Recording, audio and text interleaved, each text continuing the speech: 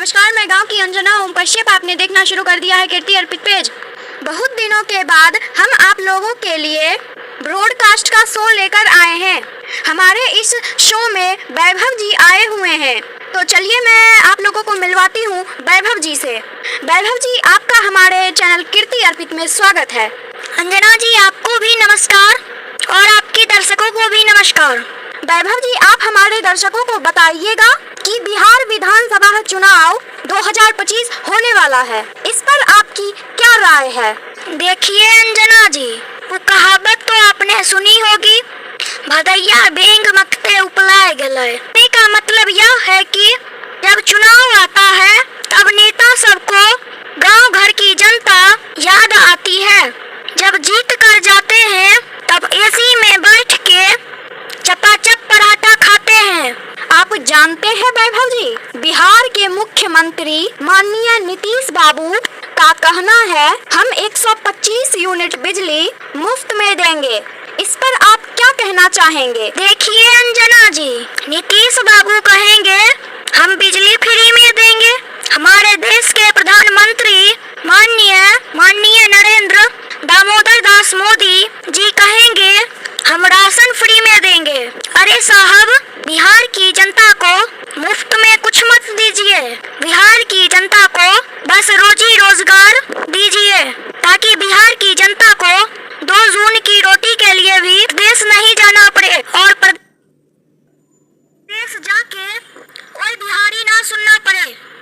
विपक्ष के नेता कहते हैं हमने 5 लाख नौकरी दी है, इस पर आप क्या कहना चाहेंगे? अंजना जी, मैं आपके दर्शकों को जानकारी के लिए बता दूं कि 78 से लेके 2025 तक मात्र 23 लाख लोगों को 23 लाख लोगों को बिहार में नौकरी मिली।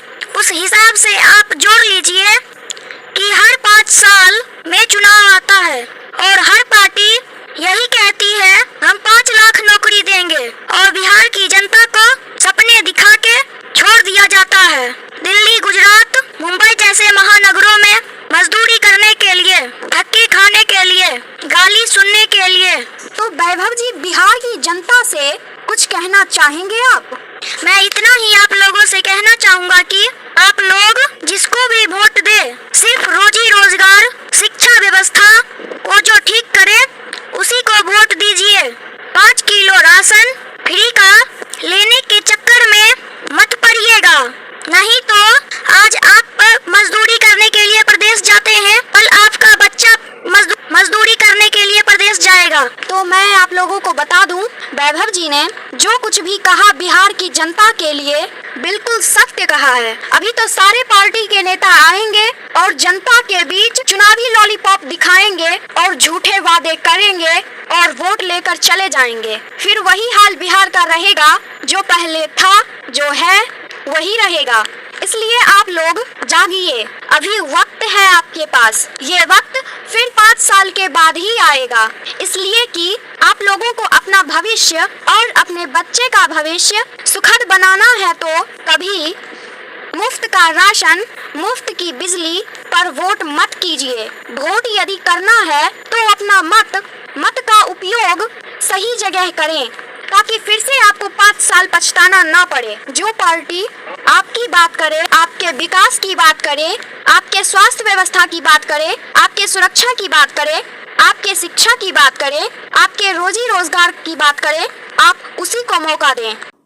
आप लोग सोच रहे होंगे कि हमारे बगल में जो ये तस्वीर लगी हुई है, इस पर हम कोई चर्चा नहीं कर पाए। तो चलिए मैं आपको बताती हूँ, यह तस्वीर पिछले संसदीय चुनाव की है। यह स्थान बिहार बेगूसराय जिले के शाहीपुर कमाल विधानसभा अंतर्गत सदानंदपुर मध्य विद्यालय की है।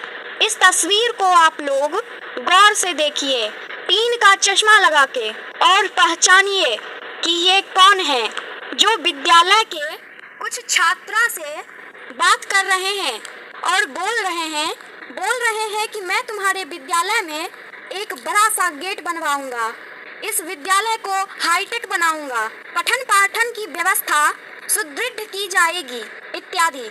इनको तो याद भी नहीं होगा कि हम कि हम सदानंदपुर मध्य विद्यालय के प्रांगण में खड़े होकर वादा किए थे। सत्ता और कुर्सी के लोभ में ना जाने ये लोग क्या क्या करते हैं, अभी इनको याद नहीं है सदानंदपुर। और जब चुनाव का वक्त आएगा तब ये कहेंगे सदानंदपुर तो हमारे रिश्तेदारी में आता है। हम तो यहाँ पर खेल कूद कर पढ़कर जवान हुए हैं और सत्ता सिंहासन के गलियारे तक का सफर तय किए। जो नेता विद्यालय को ठग सकते हैं, जहाँ से देश के भविष्य का निर्माण होता है, उसको भी ये लोग ठग लेते हैं, तो बिहार की जनता को क्यों नहीं ठगेंगे। मैं आपको इसलिए ये सब बता रही हूँ कि इनके आव भागत में भी विद्यालय का अच्छा खासा पैसा खर्च हुआ। तो आप लोग कहिएगा कि हम कैसे जानते हैं ये सब। तो मैं आपकी जानकारी के लिए मैं आपको बता दूं कि इस विद्यालय का सारा वित्तीय हिसाब किताब हमारे पास होता है। कैसे होता है हमारे पास, ये फिर कभी हम बताएंगे। इसी पर मैं कह जाती हूँ, कुछ दिन पहले सामहो मटिहानी का एक न्यूज़ चला था। उसमें एक बाबा जी बोल रहे थे, जिनकर आगे टिक्का, फिर से मैं दोहराती हूँ, जिनकर आगे टिक्का, गौर कीजिएगा मेरी बातों पे, जिनकर आगे टिक्का पीछे टिक, हुनकर बात का कोनो नहीं छै ठीक। इसलिए आप लोग सतर्क रहिए। शिकारी आएगा, जाल बिछाएगा, दाना डालेगा, लेकिन उसमें लोभ से फंसना नहीं है। धन्यवाद। आपको अगर मेरी यह छोटी सी प्रयास अच्छी लगे तो आप इस वीडियो को लाइक, शेयर और कमेंट करें। देखते रहिए कीर्ति अर्पित पेज। जय हिंद, जय भारत, जय जवान, जय किसान।